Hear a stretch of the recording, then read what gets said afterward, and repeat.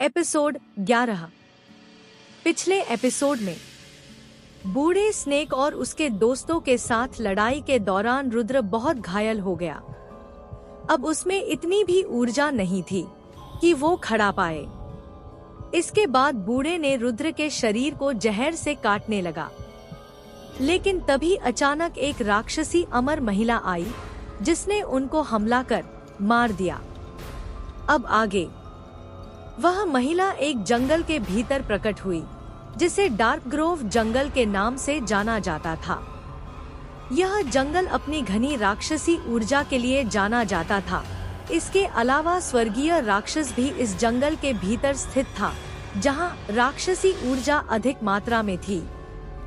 वह सेक्ट के प्रवेश द्वार के सामने प्रकट हुई, जिस पर एक नुकीला प्राचीन बतुल का पेड़ उकेरा गया था, जिसकी पुरानी छाल पर उस भाषा में अनगिनत रूम और मंत्र अंकित थे, जिसे ज्यादातर लोग अब समय तक भूल चुके थे। सेक्ट इमारतों और आंगनों के विशाल नेटवर्क से बना था। प्रत्येक पिछले से अधिक सुंदर और भव्य था। फिर भी इसकी भव्यता के बावजूद वहाँ एक भयानक शांति थी, जो पूरे संप्रदाय में पूरी तरह से फैली थी। ऐसा लग रहा था मानो हवा भी किसी जादू के अधीन थी। यह संप्रदाय राक्षसी आर्ट के प्रति समर्पण के लिए जाना जाता था। सेक्ट का प्रत्येक सदस्य राक्षसी क्यूई की शक्ति का उपयोग करता था।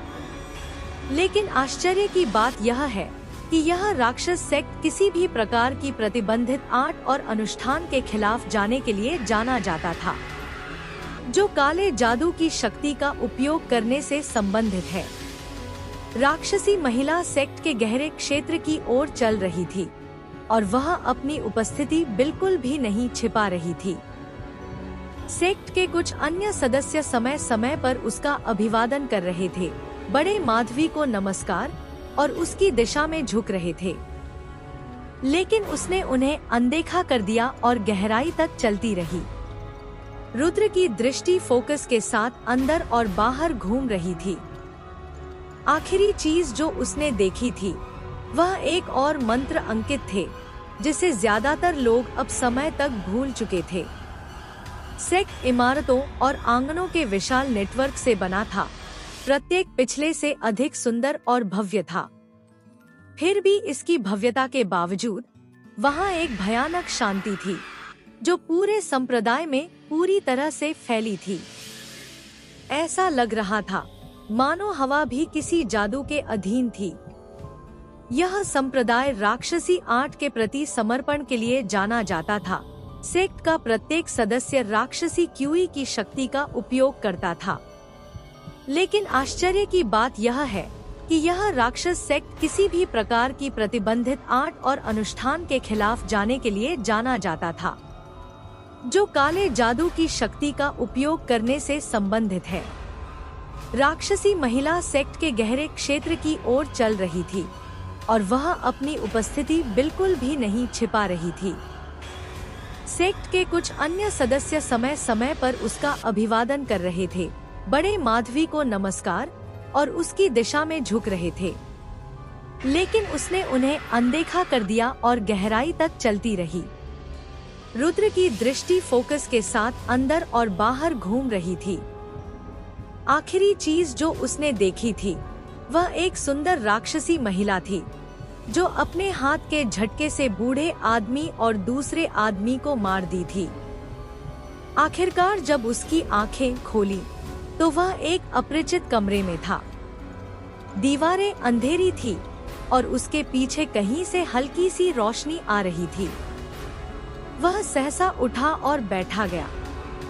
अचानक उसे एहसास हुआ उसे अपना मुख्य उद्देश्य याद, जो स्वर्गीय दानव सेक्ट प्रवेश परीक्षा में भाग लेना था। फिर वह घबराने लगा और मन में आशा करने लगा कि उसने अभी तक अपना मौका नहीं गंवाया है। अचानक दरवाजा खुला और उसने देखा कि एक राक्षसी महिला अंदर आ रही है।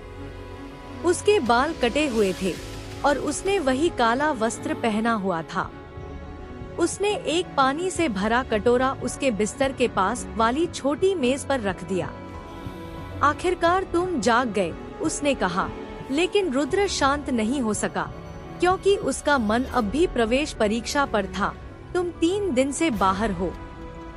यह न्यूज़ सुनकर रुद्र के मन में एक विस्फोट सा हुआ। वह तुरंत उदास हो गया।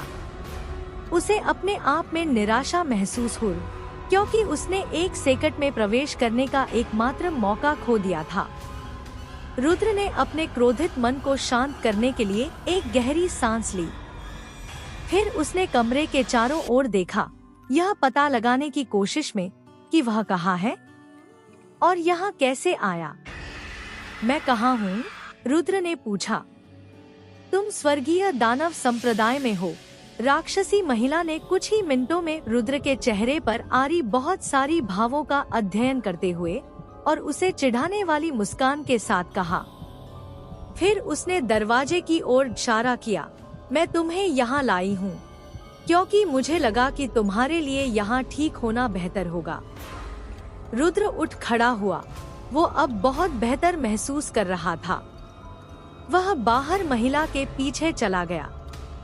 महिला उसे एक छोटे से तालाब में ले गई, जहाँ वह मछलियों के झुंड की देखभाल कर रही थी। आप मुझे माधवी कह सकते हैं, महिला ने कहा। रुद्र ने विनम्रता पूर्वक कहा, मैं जिंदगी पर आपका एहसानमंद रहूंगा, लेकिन मैं सेक्ट के परीक्षा में भाग लेने में असफल रहा, जिसे देना मेरा पहला उद्देश्य था। क्या मैं अब जा सकता हूँ? इतनी जल्दी मत करो, माधवी ने उत्तर दिया और उसने अपना हाथ झटक दिया, जिससे पानी में एक छोटी सी लहर दौड़ गई और सभी मछली डर गई। मैं इस सेक्ट के प्रमुख बुजुर्गों में से एक हूँ और मेरे पास एक अनुशंसा टोकन है, जिससे मैं परीक्षा दिए बिना सेक्ट के अंदर किसी को आंतरिक शिष्य के रूप में लाने की अनुमति दे सकती हूँ। मैं इसे आपको दे सकता हूँ, लेकिन तुम वादा करो कि मुझ पर भविष्य में एहसान करोगे। रुद्र को भ्रम के साथ साथ ना समझ की भावना महसूस हुई। माधवी ने उसे अनुशंसा टोकन उसके सामने रखी। रुद्र अपना अवसर खोने को तैयार नहीं था, इसलिए उसने इसे स्वीकार कर लिया। वह दयालुता के इस कार्य को कभी नहीं भूलेगा और उसने खुद से वादा किया कि वह भविष्य में माधवी की दयालुता का बदला चुकाएगा। यदि आप जोर देती हैं, रुद्र ने कहा, लेकिन मैं साधारण रूप से सेक्ट नहीं आना चाहता। मैं अभी भी आंतरिक शिष्य की परीक्षा देना चाहता हूँ। इसलिए नहीं कि मैं एहसान फरामोश हूँ, बल्कि इसलिए कि मुझे खुद को साबित करने का मौका चाहिए कि मेरे पास आंतरिक शिष्य बनने की ताकत है। मुझे सिफारिश के सेक्ट में प्रवेश नहीं लेना है। रुद्र के संकल्प से प्रभावित होकर माधवी के चेहरे पर मुस्कान आ गई। बहुत अच्छा, माधवी ने कहा। एक आंतरिक शिष्य बनने के लिए तुमको खुद को सेक्ट द्वारा प्रस्तावित परीक्षण से निपटने में सक्षम साबित होना होगा। तुमको शारीरिक और मानसिक रूप से मजबूत होना चाहिए और अपने कार्यों के परिणामों का सामना करने के लिए तैयार होना चाहिए। रुद्र ने अपना कंधा सीधा किया और सिर हिलाया। माधवी ने अचानक रुद्र की आंखों में देखा। आप राक्षस के बारे में क्या जानते हैं? उसने पूछा। इस सवाल से रुद्र असमंजस में पड़ गया। सच कहूँ तो वह राक्षस होने के बारे में कुछ भी नहीं जानता था।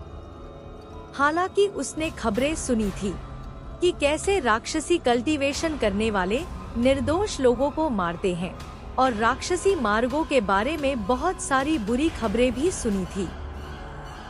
लेकिन उसके गुरु ने उसे सिखाया था कि कोई अच्छा या बुरा साधना मार्ग नहीं है, वहाँ केवल अच्छे और बुरे लोग होते हैं। उत्तर देने से पहले उन्होंने माधवी को देखा। मेरे गुरु की शिक्षाओं के अनुसार कोई बुरा या अच्छा साधना पथ नहीं है, केवल अच्छे और बुरे लोग ही मौजूद होते हैं। इसलिए पथ मायने नहीं रखता, बल्कि पथ का अनुसरण करने वाला व्यक्ति मायने रखता है। अच्छा, ऐसा लगता है कि तुम्हारे गुरु वास्तव में एक जच्छे व्यक्ति है, जिसने तुमको इतना गहन ज्ञान प्रदान किया है। लेकिन चलो मैं तुम्हें बताती हूँ कि सच्चा राक्षसी मार्ग क्या है। और सच्ची राक्षसी साधना और विधर्मी राक्षसी साधना के बीच अंतर क्या है?